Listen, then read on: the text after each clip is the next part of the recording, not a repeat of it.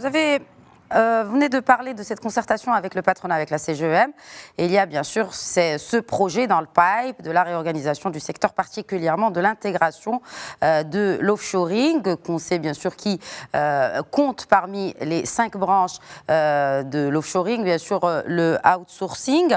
Donc, est-ce qu'il y aura une fédération de l'offshoring? Si oui, est-ce qu'elle compte toutes les branches de ces métiers, de ce secteur, ou simplement l'outsourcing?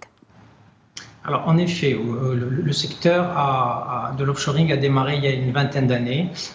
Initialement, c'était surtout quelques centres d'appel et puis des acteurs de l'IT.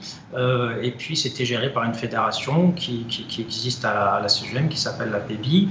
Aujourd'hui, 20 ans après, on voit qu'on est dans un secteur qui est beaucoup plus mature et un écosystème qui est beaucoup plus complexe, avec de nouveaux segments comme le BPO qui s'est beaucoup développé, le KPO, tout ce qui concerne le Knowledge Process Outsourcing, les autres. Donc il y a un certain nombre aujourd'hui de métiers qui se sont développés et qui sont des métiers qui sont plus en rapport en fait avec l'IT. Si vous voulez, c'est un secteur en tant que tel. À eux seuls, ils représentent 70% des revenus, 85% des emplois de l'offshoring au Maroc. Et ces deux segments, pour ne citer que, ne sont pas représentés par la PEBI. Qu'en est-il du chiffre d'affaires ? Alors, le chiffre d'affaires, si vous voulez, au total, en 2019, l'outsourcing, c'est 14 milliards de chiffre d'affaires à l'export. D'accord.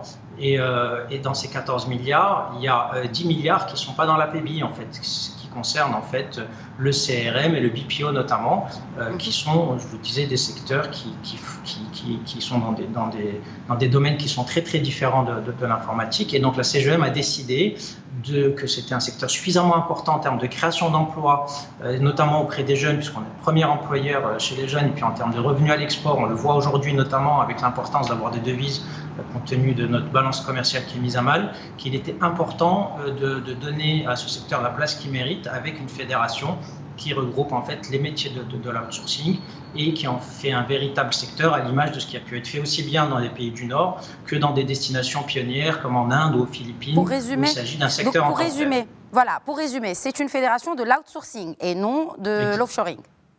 Alors, vous savez, je peux rentrer un petit peu dans les détails, mais le principe de l'outsourcing, c'est d'externaliser une fonction et de faire appel à un prestataire ou de gérer soi-même à partir d'une destination. Alors, ça peut être en interne, il y a des entreprises qui font de l'outsourcing dans leur propre pays. En France, il y a des prestataires qui travaillent également pour des entreprises françaises et certains acteurs qui sont présents au Maroc sont également présents en France. Et il y a une partie, en fait, de cette externalisation qui se fait en offshore. C'est ce qu'on appelle l'offshoring.